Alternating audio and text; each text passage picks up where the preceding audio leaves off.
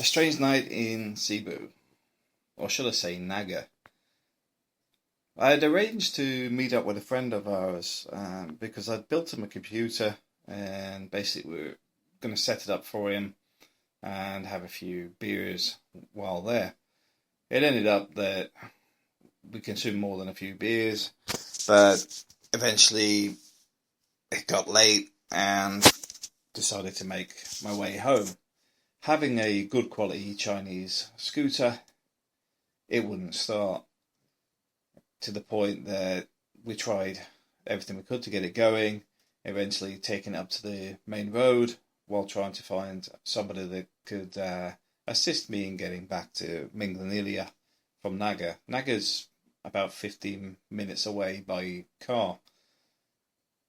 At this point, the local barangay captain was in the area and he knew a relative of ours, but he'd gone and got a mechanic, and the mechanic came and had a look at it and it wouldn't start, and the barangay captain brought his motorbike up and I was just stood at the side of the road just waiting for them to either fix it or help me get back to the next town.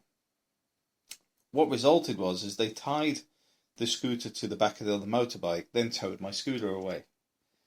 At this point, I didn't know where they were going and was left stood at the side of the road. While stood there, 20 minutes passed and it's sort of like, they're not coming back. What I hadn't realised at the time is they knew my uncle and as such it took the scooter to his house. I'm not sure why they took it to his house, but just the fact that they knew him because he used to be the police chief of Naga. And I assumed that they'd gone there in hope that somebody could come and pick us up. So it's now getting on to about 11:30 at night, and it's quite busy.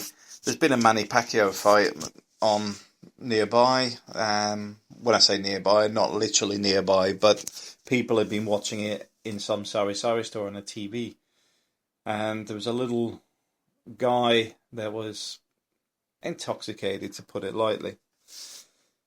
For me, I was just merry and looking forward to going home, and went and stood with the tricycad drivers. The tricycads, well, the pedal cabs, sorry, which are basically BMX bikes with a sidecar for passengers.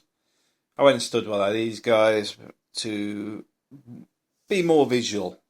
Standing in a dark area or somewhere that is dimly lit or near a alleyway is not a good idea at night, due to the risk of being robbed.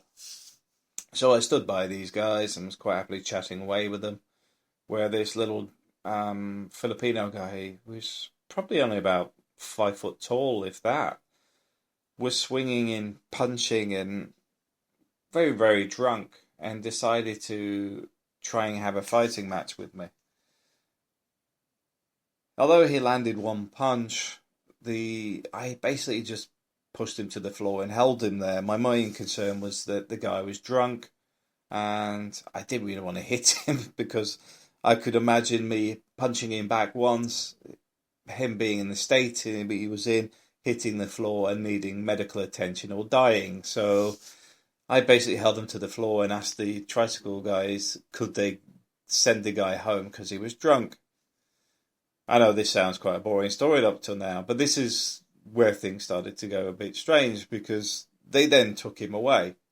And I assumed they took him home, but they actually took him to a field and beat him up. I didn't realise at the time that they were also aware that my uncle was the former police chief and didn't want any hassle with my uncle. So they come back with bloodied knuckles and said, well, we sorted the guy out. And I was like, I just had to take him home.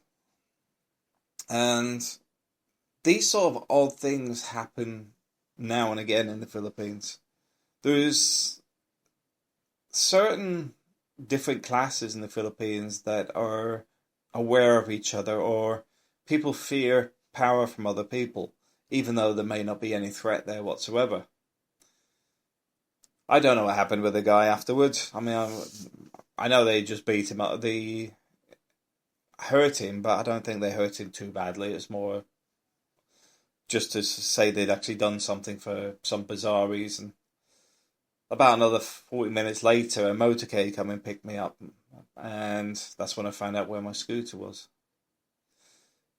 But this is why I tell people to have friends in the Philippines. You never know where you're going to end up. You never know who you're dealing with. In the Philippines, a lot of the problems have come from being unaware of the surroundings, being unaware of people you're with. There was a bar that resulted in throwing a mayor's son into the street, and the bar had basically closed within a week up on Mactan because the owner of the bar wasn't aware that that was the mayor's son he had thrown out. But also in the Philippines, it's not like the UK or elsewhere where you get people brush it off and just accept that they were drunk at the time. A lot of these people are little tin gods, as such, need to be dealt with delicate hands, and sometimes it can be like walking on glass because of the way they are. They're very cat-like, where one minute it's playing with a mouse, next thing it's killing it.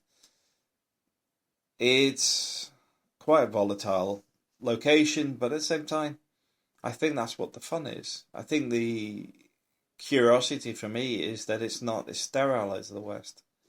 It's not as boring. It's not as day-to-day drudgery. Every day is different. There's always something happening.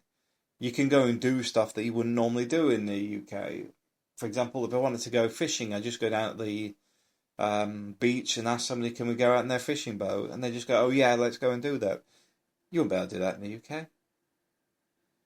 You ride a motorbike without a license, no helmet, flip-flops, etc. Yes, it's illegal in the Philippines, but once you're in the provinces, most people do not care. On top of that, a lot of the bikes are actually stolen in the provinces as well. It's just the lawlessness that makes the Philippines interesting. Okay, it's got its beautiful women, etc. But for me, the interesting bit is the fact that it's untamed, it's unsterile, it's interesting. Thanks for listening.